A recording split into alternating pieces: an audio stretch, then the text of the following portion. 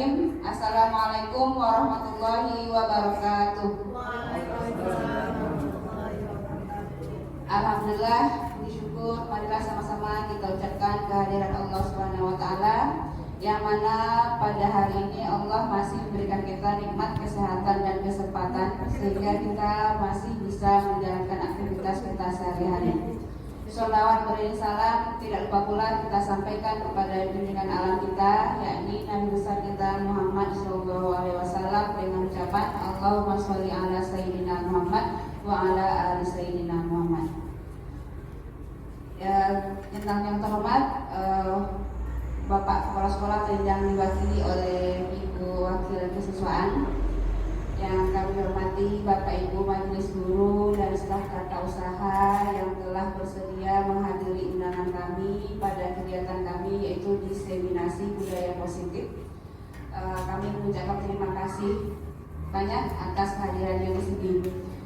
Baiklah Bapak Ibu, sebelum kita mulai diseminasinya, kita akan menyanyikan lagu Indonesia Raya. Kepada Bapak Ibu dipersilakan berdiri.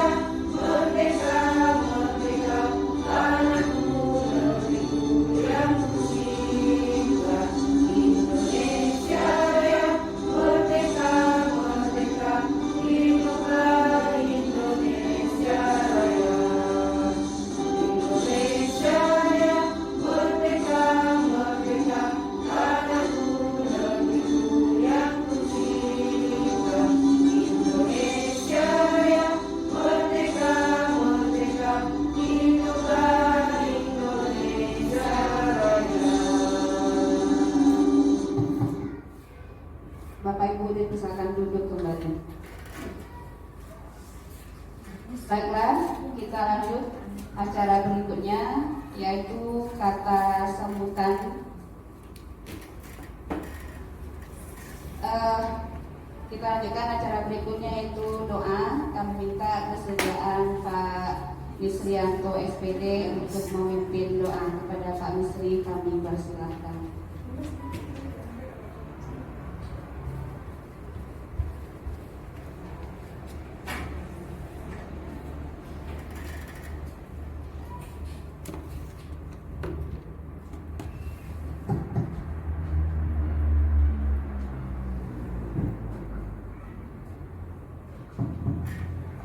Bismillahirrahmanirrahim. Assalamualaikum warahmatullahi wabarakatuh.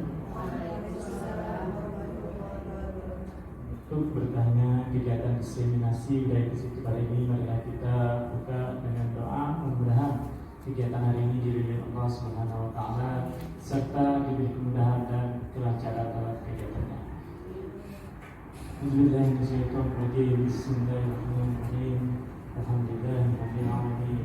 Hamdan syakirin, hamdan na'imin, hamdan yu'afi anhu bikafir mazid. Ya Rabbana lakal hamdu kama yanbaghi jalali wajhikal karim wa 'azimi sultanik. Allahumma ighfir lana dhunubana wa kaffir 'anna sayyi'atina wa tawaffana ma'al abrar. Allahumma inna nas'aluka al-huda wal tuqa wal 'afafa wal ghina اللهم إنا نسألك علما نافعا ورزقا طيبا وعملا متقبلا.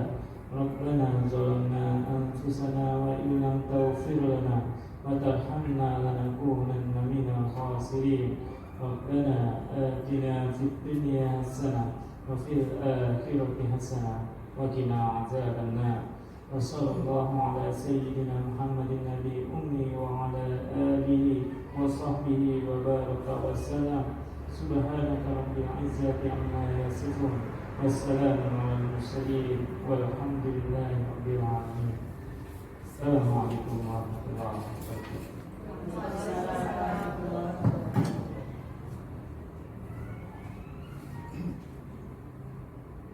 Terima kasih kita sampaikan kepada Pak Misrianto yang telah memimpin acara doa kita. Semoga kegiatan diseminasi hari ini berjalan lancar hingga akhirnya. Baiklah, acara selanjutnya yaitu kata sambutan dari kepala sekolah. Dalam hal ini diwakili oleh wakil kesiswaan kepada Bu Nurina SPDMN, kami persilahkan.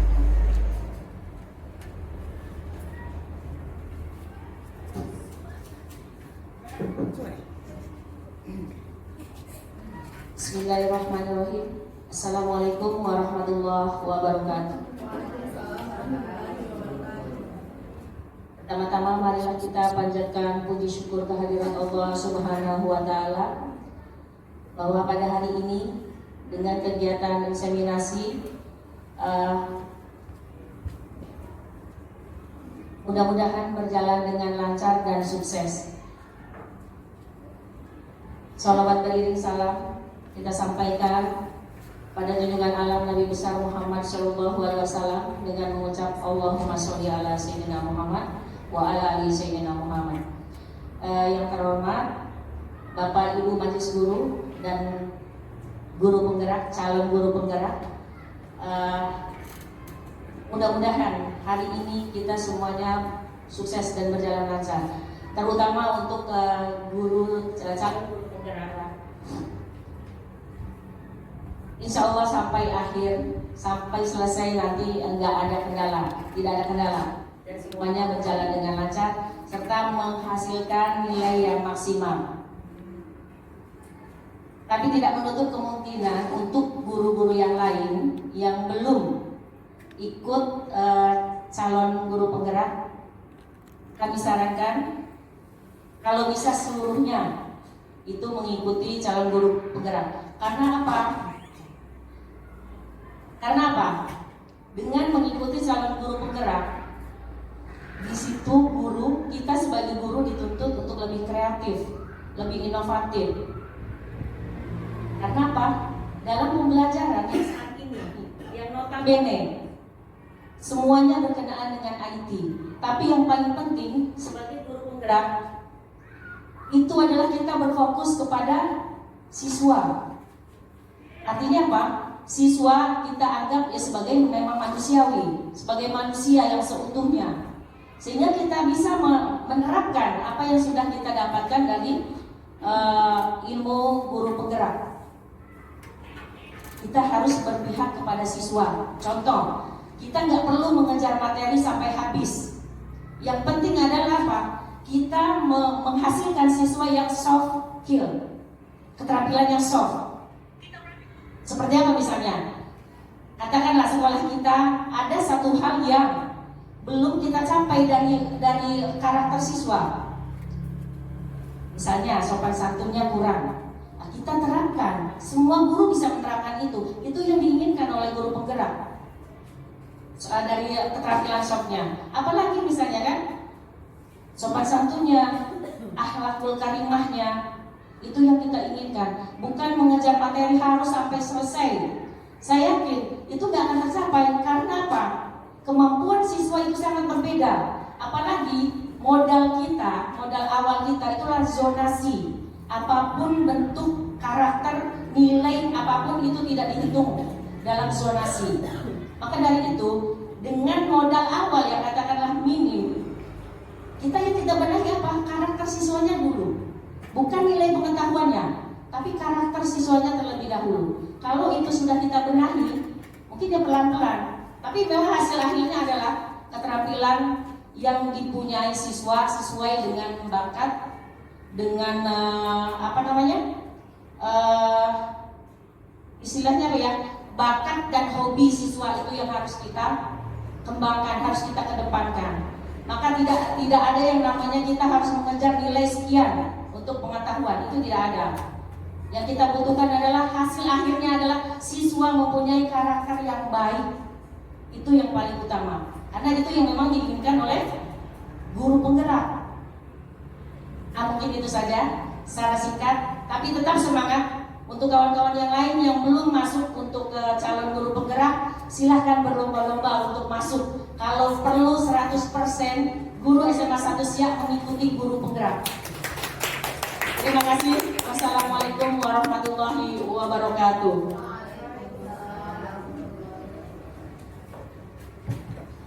Terima kasih kepada Ibu Wakil Siswaan yang telah mewakili kata sambutan dari kepala sekolah kita dan dapat kita praktekkan di kelas kita, ya Bapak Ibu ya. Kemudian yang ketiga adalah penampilan materi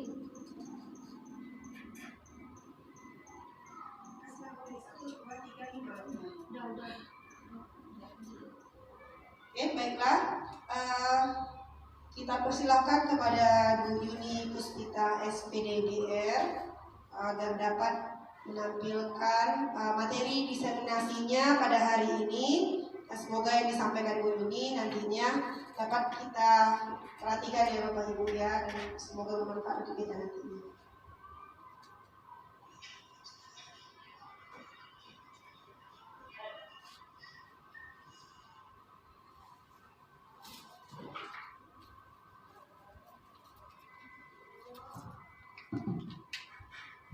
Bismillahirrahmanirrahim. Assalamualaikum warahmatullahi wabarakatuh. Selamat siang Bapak Ibu semua. Semoga masih semangat. Baik, di sini saya akan melanjutkan materi yang sudah disampaikan oleh kawan-kawan tadi, yang mana diseminasi budaya positif pada rekan guru dan warga sekolah.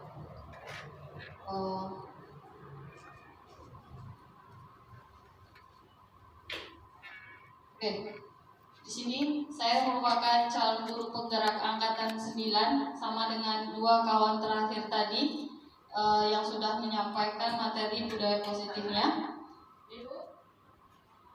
Nah, untuk latar belakangnya sendiri, saya menuliskan di sini bahwa sekolah idaman itu adalah sekolah yang menciptakan kenyamanan dan memberikan kemerdekaan untuk hidup dan berkembang bagi peserta didik sesuai kodratnya.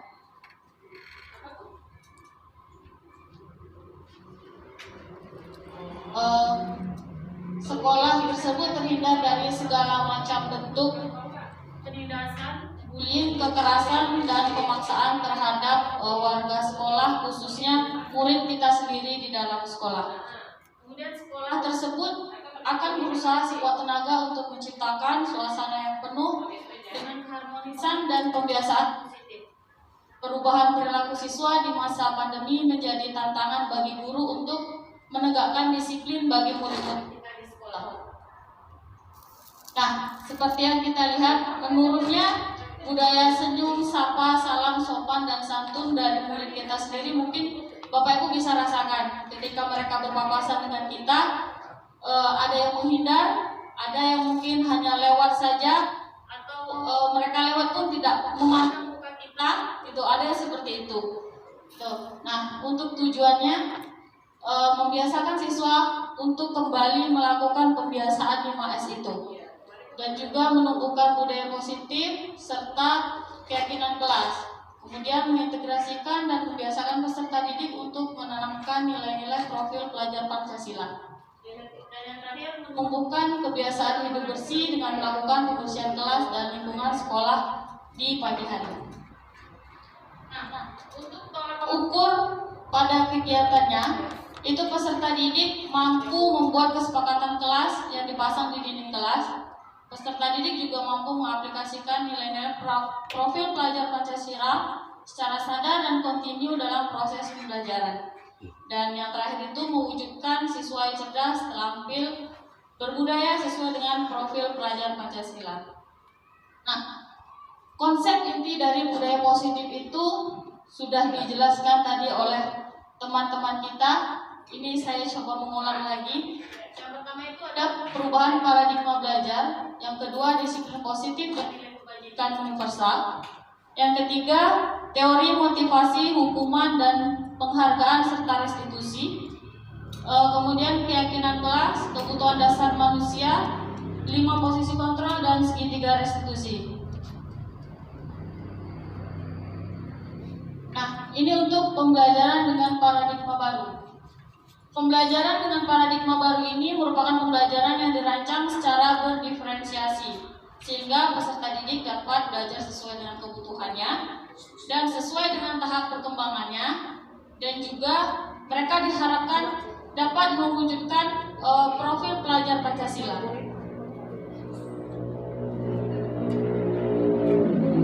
Untuk disiplin positif, mungkin tadi sudah dijelaskan juga. Di sini saya hanya mengulang kembali secara singkat. Jadi disiplin itu berasal dari kata disiplina, yang artinya belajar. Disiplin itu mengacu pada disiplin diri yang memiliki tanggung jawab terhadap apa yang dilakukan berdasarkan nilai-nilai yang diyakini.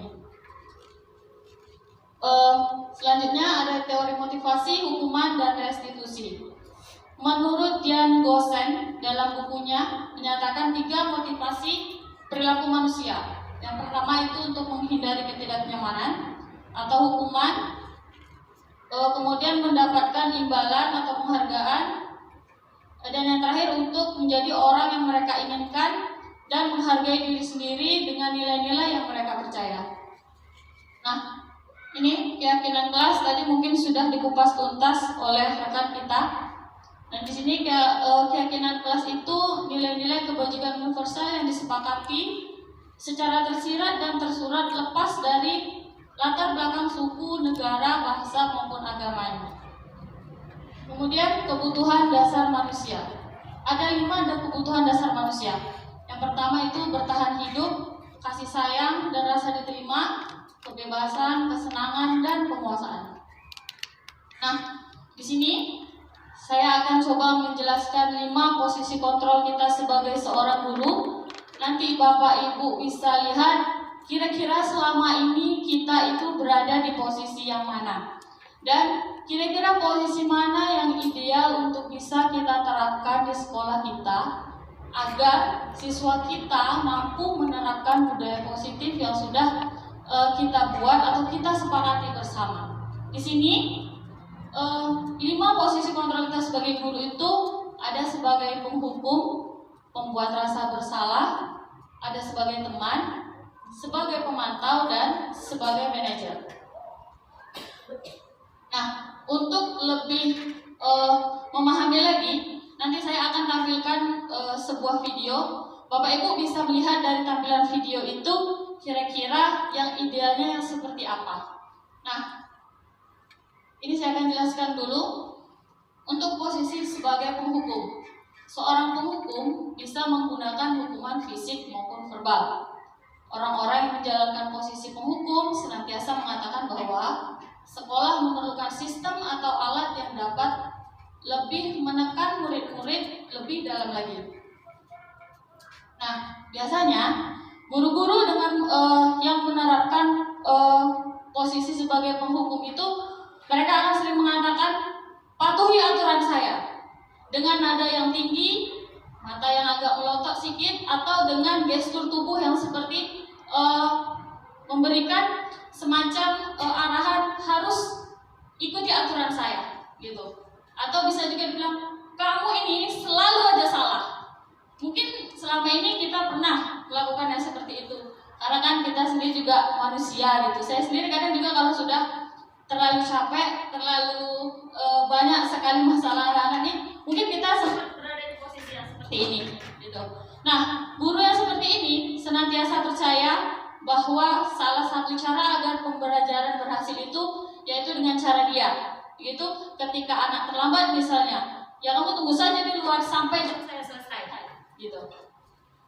Oke, kemudian hasilnya kemungkinan murid itu akan menjadi dendam terhadap kita, atau dia lebih agresif ketika kita memberikan kata-kata yang negatif kepada mereka, gitu. Nah, yang kedua itu ada pembuat rasa bersalah. Pada posisi ini, biasanya guru akan lebih bersuara lebih lembut. Pembuat rasa bersalah ini akan menggunakan keheningan dan membuat orang lain merasa tidak nyaman, bersalah, atau rendah diri.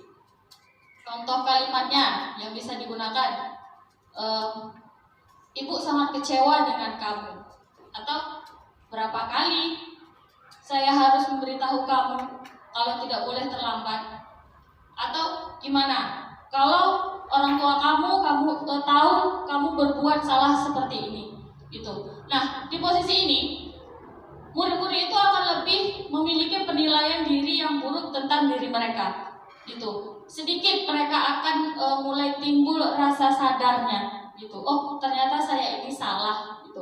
Dan murid merasa tidak berharga dan telah mengecewakan orang-orang yang mereka sayangi, gitu. Hasilnya murid akan merasa bersalah, gitu.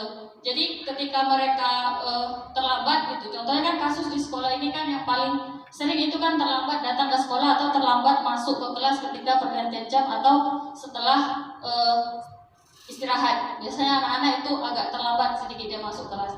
Nah, jadi ketika kita menggunakan bahasa yang agak sedikit lembut, gitu, mereka akan merasa bersalah biasanya, gitu. Kemudian posisi sebagai teman. Guru pada posisi ini tidak akan menyakiti murid, namun akan tetap berupaya mengontrol murid melalui persuasi. Posisi teman pada guru bisa negatif ataupun positif. Positif di sini berarti hubungan baik yang terjalin antara guru dan murid. Nah, contoh kalimatnya yang bisa digunakan itu, ayolah, bantulah ibu, sama-sama kita, biar tak ada yang dirugikan, gitu. Kemudian, ya udah, tak apa, ini yang terakhir, besok jangan lagi terlambat ya, gitu. Jadi dengan bahasa yang agak sedikit mengibaratkan kita itu teman mereka, gitu. Hasilnya, hal negatif dari posisi teman ini adalah bila suatu saat guru tersebut tidak membantu murid, maka mereka akan merasa kecewa. Mereka akan berpikir, kemarin saya terlambat tapi masih dikasih dispensasi. Kenapa hari ini ibu itu seperti itu ya? Gitu. Atau ada semacam kalau di sekolah kita kan rambut tak boleh panjang. Ada masalah nanti. Ibu itu potong rambutnya kalau dia mau ngasih peringatan tuh sedikit aja. Tapi kalau ibu yang itu sampai tandas kepalanya dibikin. Nah, itu kan jadi perbandingan kita dengan anak-anak lainnya itu, gitu. Kemudian hasilnya, kalau kita bisa menerapkan ini, anak-anak mungkin bisa lebih akrab, gitu. Lebih akrab dengan kita. Terus hanya saja sisi negatifnya itu mereka jadi lebih tergantung kepada kita. Ketika mereka berbuat salah, kita akan jadikan pembanding oleh mereka. Gitu. Oh, ibu A itu kalau saya terlambat dia hanya ibaratnya nyuruh saya menceritakan saja kejadian apa, kenapa saya terlambat, atau saya hanya disuruh ngutip sampah aja. Tapi kenapa ibu itu sampai harus panggil orang tua dan segala macamnya? Itu jadi hal negatifnya, gitu. Kemudian untuk pemantau. Jadi pemantau berarti mengawasi.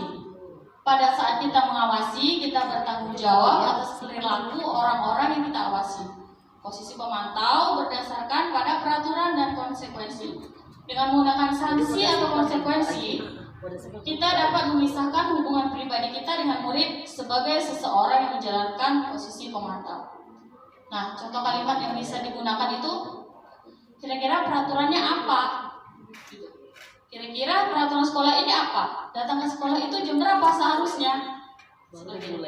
Jadi, seorang pemantau ini biasanya sangat mengandalkan penghitungan catatan, data, dan dapat digunakan sebagai bukti atas perilaku seseorang.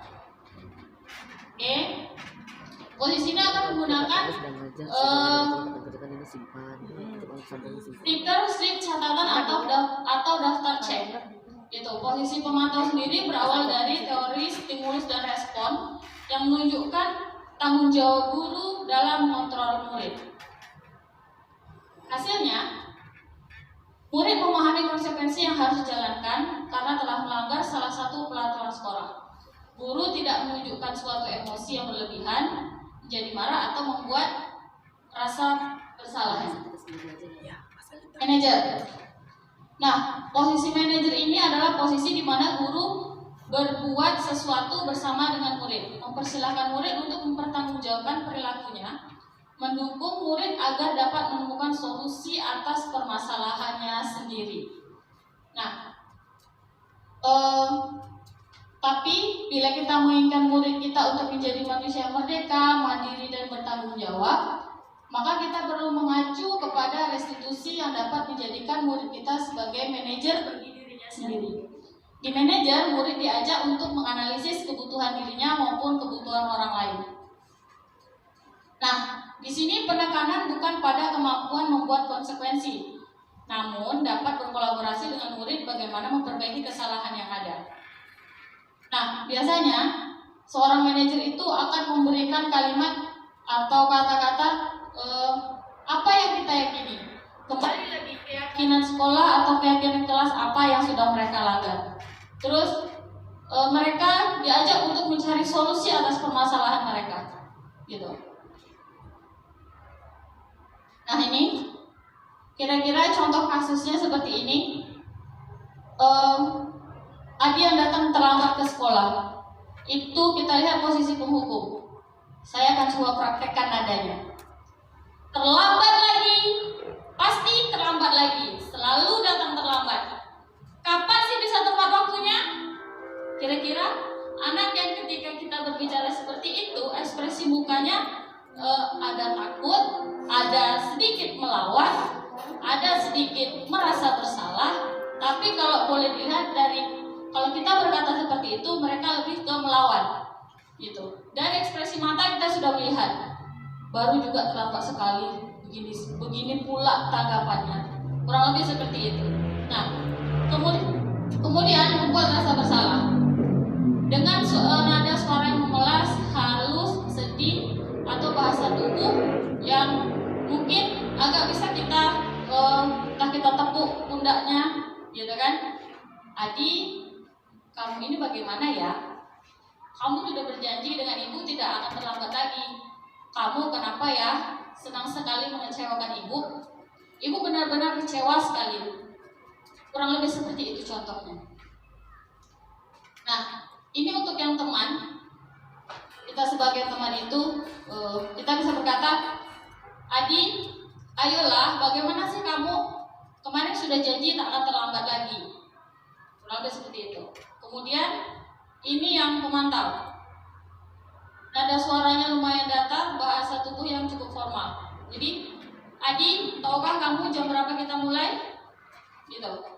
So, Bapak Ibu lihat sendiri. Kemudian ini yang sebagai manajer. Nada suaranya tulus, bahasa tubuh tidak kaku atau mendekat ke murid. Jadi posisi kita itu tidak terlalu jauh ketika kita bertanya kepada murid itu.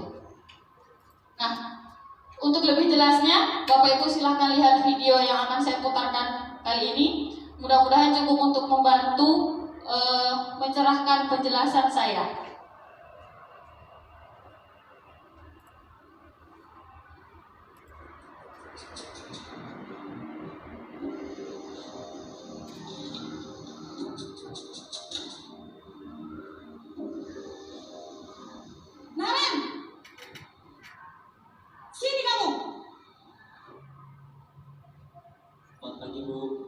Selalu terlambat. Kamu deh, pasti terlambat. Maaf Bu, saya... Apa? Apa coba? Alasan kamu apa lagi? Kapan sih kamu tidak terlambat? Malas sekali ya kamu jadi anak. Saya... Dasar pemalas. Gak kapok-kapok sih kamu.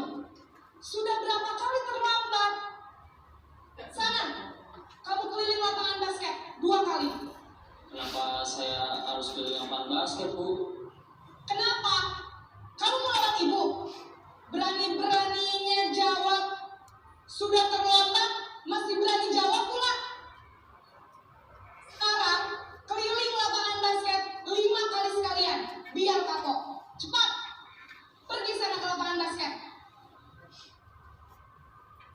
Posisi penghukum biasanya berbicara dengan nada tinggi, menghardik, menunjuk-nunjuk, menyakiti, dan menyindir. Hukuman bisa berupa fisik maupun psikis. Ibu dan bapak guru hebat. Dampak yang terjadi pada murid ketika guru berada pada posisi penghukum adalah murid cenderung akan memberontak, bahkan menyimpan dendam.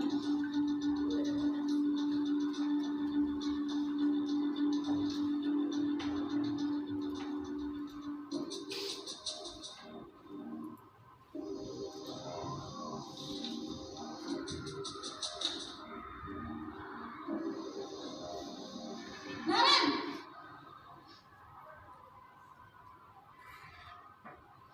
Selamat pagi, Bu. Naren, kamu kenapa terlambat lagi, nak? Ya Tuhan, Naren, kamu senang ya bikin ibu susah ya? Kalau kamu terlambat lagi, nanti ibu yang ditegur bapak kepala sekolah, nak. Disangka ibu tidak bisa membina kamu. Duh, gimana ini? Maaf, Bu. Duh, Gusti Naren, kamu suka ya kalau ibu ditegur bapak kepala sekolah? Terus, sekarang ibu harus tulis apa ini di buku absen? Ini kamu sudah sering terlambat loh. Ibu harus apa coba? Maaf, Bu. Maaf sekali. Ya sudah, lain kali jangan bikin ibu susah lagi ya nak ya. Ibu tidak akan kuat lagi kalau kamu begini terus. Bisa jantungan kalau ibu tegur bapak kepala sekolah. Sana cepat ke kelas. Maaf ya, Bu. Maaf sekali. Posisi pembuat rasa bersalah berbicara dengan nada tenang, cenderung lembut, namun kata-kata yang diutarakan membuat murid merasa menjadi orang yang gagal, memandang buruk dirinya sendiri, merasa tidak berharga, dan tidak sanggup membahagiakan orang lain. Ketika guru mengambil posisi pembuat rasa bersalah, murid akan menganggap dirinya yang bersalah dan ia akan menyimpan emosi negatif tersebut di dalam dirinya.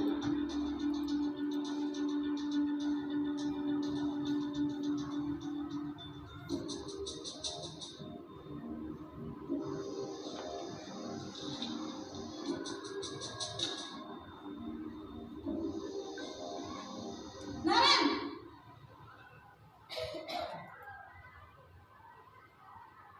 Selamat pagi, Bu. wah sudah jam berapa ini nak? Terlambat lagi ya sayang. Iya, Bu. Habis ibu saya lupa bangunkan saya, Bu. Kamu malah menyalahkan ibu kamu. Kamu bukannya anak yang larinya paling kencang. Kok terlambat sih? Iya, Bu. Saya memang terlambat bangun tadi. Jadi, biarpun saya lari kencang, tetap gak kejar, Bu. Ya sudah sana. Nanti lain kali larinya lebih kencang lagi ya. Biar gak terlambat lagi. Bikin seneng ibu. Demi ibu. Bisa kan? Bisa lah, Bu. Ya sudah sana masuk kelas.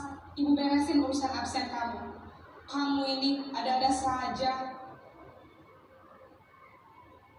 Dalam posisi teman, guru berbicara dengan nada suara ramah, akrab, cenderung bersenda gurau untuk menjaga suasana tetap santai.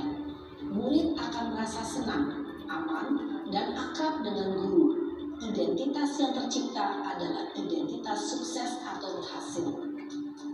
Namun, perlu diingat, karena ini masih dorongan eksternal, maka ada faktor ketergantungan dari murid kepada orang tertentu. Di sini guru aksennya, sehingga di lain waktu murid bisa berperilaku baik, namun hanya kepada orang-orang tertentu saja.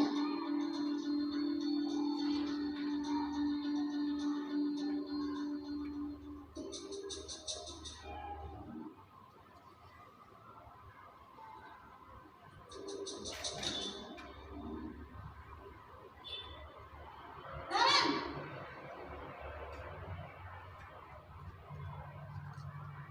Pagi, Bu. Naren, apa peraturan sekolah kita tentang jam berapa kita harus masuk sekolah, nak? Eh, di sekolah jam 7, Bu.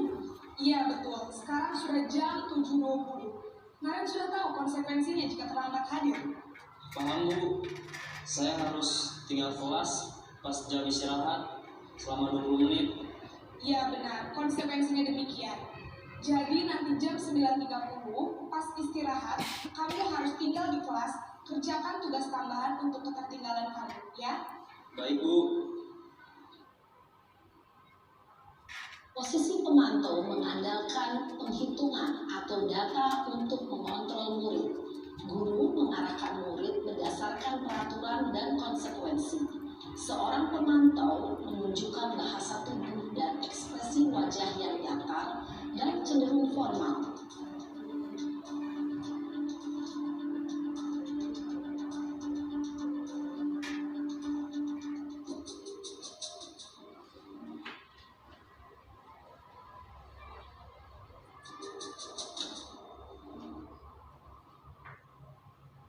Naren!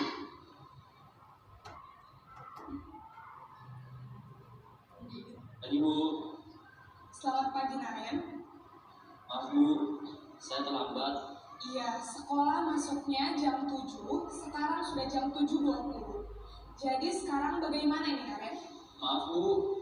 Saya lupa setel alarm saya semalam. Baiklah, menurut kamu, keyakinan sekolah yang mana yang perlu kamu tingkatkan? Menghargai diri sendiri dan orang lain mungkin, ya, Bu. Setuju. Jadi, apakah Naren meyakini prinsip saling menghormati tersebut? Iya, Bu. Saya meyakininya. Apakah Naren bersedia memperbaiki masalah keterlambatan ini? Bersedia, Bu. Bagaimana kamu akan perbaiki masalah keterlambatan ini? Saya akan coba untuk tidak lupa menyetel alarm saya, Bu. Baik, kalau Naren lupa menyetel alarm di rumah, ada orang yang kira-kira bisa bantu mengingatkan tidak? Ada, Bu. Kakak saya, Kak Emma. Ada lagi selain Kak Emma? Selain Kak Emma, ada ibu saya. Baik, jadi yang mengingatkan Naren adalah Kak Emma dan ibu kamu ya? Kira-kira akan mulai setel alarm kapan nih Naren? Setelah pulang sekolah, akan segera saya lakukan. Baik, jadi Naren akan setel alarm untuk bangun besok pagi dan akan diingatkan oleh kakak dan ibunda Naren ya. Ada lagi yang mungkin perlu dilakukan Naren agar tidak terlambat bangun lagi. Tidak ada, Bu. Baik Naren, terima kasih untuk kerjasama kamu. Sekarang kamu perlu kembali ke kelas untuk belajar. Baik, Bu. Terima kasih. Posisi manajer adalah posisi kontrol yang disarankan untuk membimbing murid memiliki sikap disiplin yang positif, yaitu murid yang mandiri, bertanggung jawab, dan dapat memecahkan masalah. Tujuan dari posisi ini adalah agar murid dapat berefleksi atas tindakannya. Guru akan dengan tulus memberikan pertanyaan-pertanyaan bermakna, sehingga membuat murid dapat belajar dari kesalahannya dan mencari sebuah solusi untuk menyelesaikannya. Ibu dan bapak guru hebat, setelah mengamati adegan kelima posisi kontrol tadi, kira-kira posisi mana yang paling ideal? Posisi mana yang dapat menunjang motivasi intrinsik murid? Ya, tentu posisi manajer. Posisi ini memang posisi ideal yang ingin dituju setiap pendidik. Pada posisi inilah, guru dapat menerapkan disiplin positif yang berpihak pada murid, yang memerdekakan murid. Perjalanan seorang pendidik tentunya tidak mudah untuk sampai pada posisi seorang manajer. Namun, tujuan kita pasti, yaitu menciptakan murid-murid yang mandiri, merdeka, dan bertanggung jawab. Semoga penggambaran 5 posisi kontrol yang telah diperlihatkan ini dapat menjadi ajang refleksi bagi kita semua, agar dapat terus mengasah dan menerapkan disiplin positif yang memerdekakan murid. Mari terus berlatih dan bersemangat. Selamat menerapkan. Baik, Bapak Ibu sudah melihat tadi tampilan videonya. Kira-kira yang selama ini kita terapkan di sekolah kita itu yang mana? Sepertinya yang pertama. Ya, langsung menghukum. Nah, jadi seperti yang kawan-kawan bilang tadi juga, kami di sini tidak mengajari, kami juga pelan-pelan mulai belajar, pelan-pelan juga merubah pola pikir kami bahwa setiap murid itu tidak harus dihukum ketika mereka diajarkan untuk menyadari kesalahan mereka. Ada banyak cara, mungkin menghukum salah satu cara yang paling instan menurut kita. Jadi sesuai dengan pemikiran Ki Hajar Dewantara bahwa didiklah anak itu sesuai dengan zamannya atau kodratnya gitu. Ketika zaman kita dulu tentu tak sama dengan zaman anak yang sekarang gitu. Anak sekarang mungkin mereka lebih kritis pemikirannya. Ketika mereka membuat salah, mereka akan mencari pembenaran atas perilakunya. Tapi kalau kita dulu mungkin tidak. Kita cepat bisa menyadari kesalahan kita gitu. Nah, jadi coba kita mulai berlatih tadi setelah kita nonton tadi. Ada kata-kata misalnya patuhi aturan saya. Itu kira-kira posisi mana kita itu dengan kalimat yang seperti ini? Patuhi aturan saya. Menghukum. Oke, kemudian ibu sangat kecewa dengan kamu. Kira-kira kalimat ini menggambarkan posisi yang mana? Gitu. Membuat rasa bersalah. Membuat rasa bersalah. Oke. Kemudian ini selanjutnya, ayo bantulah demi ibu nih, gitu. Teman. Oke, selanjutnya itu sanksi atau konsekuensinya apa? Kita kira-kira kalimat ini menggambarkan posisi kita di bagian yang mana? Manajer. Mantap. Oke. Yang terakhir, ketika kalimat ini diucapkan, apa rencana kamu untuk memperbaiki hal ini? Manajer. Nah, jadi kira-kira Bapak Ibu kan sudah mengetahui kira-kira 5 posisi kontrol kita sebagai guru. Mudah-mudahan kedepannya pelan-pelan kita berusaha memperbaiki yang selama ini mungkin sedikit keliru. Kita berada di posisi sebagai penghukum dan pemantau biasanya, gitu. Kalau teman jarang hanya mungkin hanya beberapa orang yang bisa mereka menggunakan posisi teman itu, gitu. Nah, lanjut untuk segitiga restitusi. Jadi segitiga restitusi itu proses menciptakan kondisi bagi murid untuk memperbaiki kesalahan mereka, sehingga mereka bisa kembali pada kelompok mereka dengan karakter yang lebih kuat. Segitiga restitusi adalah alur untuk menegakkan keyakinan bersama di dalam kelas atau sekolah. Jadi dalam segitiga restitusi itu ada 3 unsur. Yang pertama itu menstabilkan identitas, validasi tindakan yang salah, dan menanyakan keyakinan. Yang pertama, menstabilkan identitas.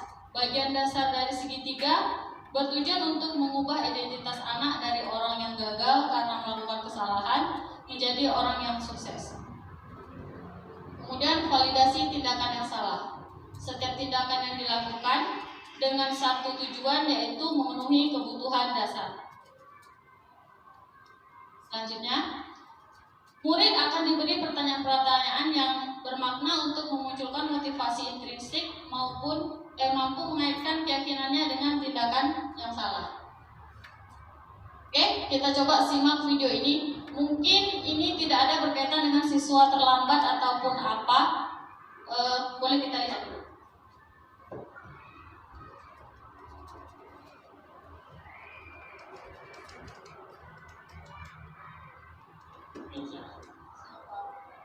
Sudah lama ada di sini. Kenapa ada di sini? Kesel Pak, kesel banget. Masa aku dikatain tukang fitnah Pak? Ya aku marah lah. Aku balik ngatain Eka di depan kelas. Kesel banget. Oh begitu. Ya pasti kamu marah dan kesal. Bapak juga akan marah apabila ada yang menuduh Bapak seperti itu. Ya, pada saat itu kamu mau melakukan apa? Ya saya langsung ngatain Eka lah Pak. Kesel banget. Saya bentak-bentak dia di depan teman-teman lain. Oh begitu. Pasti kamu melakukan seperti itu karena suatu alasan tertentu kan? Iyalah, masa saya diam saja Pak? Ya saya bela diri lah. Masa saya dituduh tukang fitnah? Ya wajar lah. Mempertahankan harga diri itu sesuatu yang penting buat kamu. Untuk kamu jadi tidak lagi.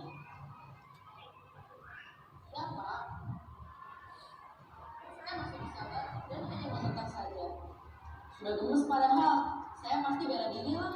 Ya pasti ya, tapi kamu memilih untuk tetap bertahan dan bersabar. Kamu memilih untuk tidak berbuat lebih parah lagi, kan? Nah, sekarang coba kita lihat lagi tindakan kamu yang mentak-mentak Eka di kelas. Tindakan kamu itu kira-kira sesuai dengan keyakinan kelas atau prinsip kamu tidak? Enggak lah Pak, capek Pak jadi pemarah. Jadi keyakinan atau prinsip mana yang kurang sesuai dengan keinginan kamu? Ya, saya sebenarnya sangat menghargai orang lain. Saat itu saya menjadi emosi, jadi tidak menunjukkan sikap itu. Kamu meyakini tidak? Menghargai orang lain itu penting buat kamu. Yakinlah Pak. Iya, setuju. Kita harus saling menghargai. Namun, ada juga keyakinan yang kita sepakati yang perlu kita jalankan apabila kita sedang marah. Ya, saya bisa lebih proaktif, mulai dengan diri sendiri. Saya bisa jadi lebih bersabar, mengambil kebijakan untuk berpikir mau apa selanjutnya. Kira-kira kamu bersedia memperbaiki masalah ini tidak? Sedia Pak. Kalau kamu memperbaiki masalah ini, kamu akan menjadi orang seperti apa? Saya akan menjadi orang yang bertanggung jawab kali ya Pak. Dan senantiasa proaktif. Iya, menurut kamu, bagaimana rasanya menjadi orang seperti itu? Ya nyaman lah, bangga bisa bersabar dan mandiri. Baiklah kalau begitu. Yuk kita pikirkan bagaimana memperbaiki masalah ini.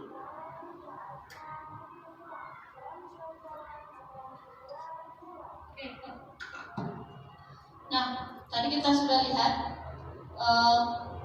bagian-bagian dari segitiga restitusi yang sudah dijalankan oleh Pak Guru tadi bersama dengan Sarah. Mungkin masalahnya tidak yang sering terjadi di sekolah kita, gitu. Tapi dari situ kita bisa lihat bahwa sisi melestarikan identitas itu berdasarkan prinsip membuat kesalahan itu bagian dari proses pembelajaran. Tadi kan dibilang setiap orang mungkin akan kesal ketika dikatakan seperti itu, gitu. Jadi kita stabilkan dulu, gitu.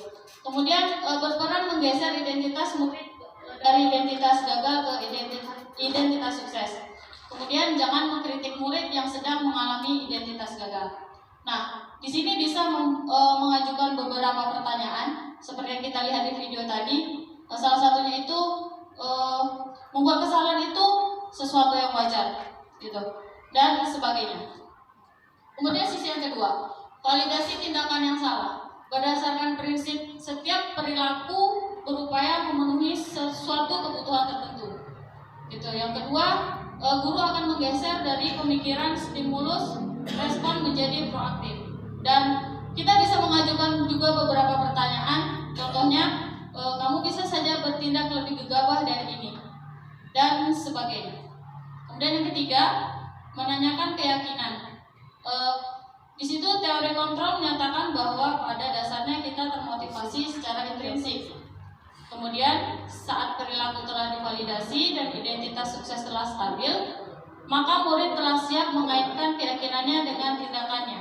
Ada beberapa pertanyaan, misalnya nilai apa yang telah disepakati bersama. Kemudian kamu ingin menjadi orang seperti apa, gitu. Nah, dengan memahami struktur penerapan segitiga restitusi ini, kita sebagai guru diharapkan dapat menerapkan posisi kita sebagai manajer dan mengajukan pertanyaan-pertanyaan yang bermakna yang dapat membuat murid menjadi lebih percaya diri, bertanggung jawab, dan mandiri.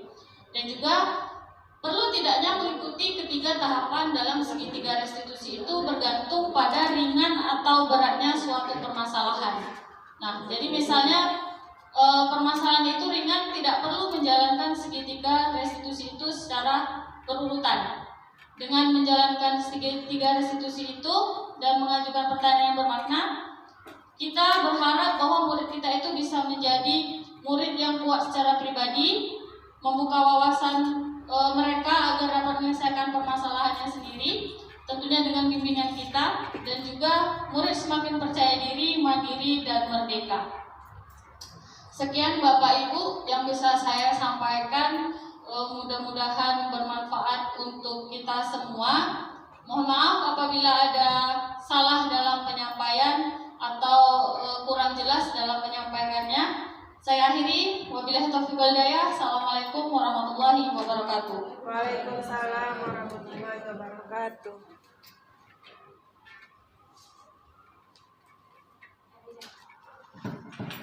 Terima kasih kepada Bu Yuni yang telah memaparkan tentang budaya positif kepada kita semua.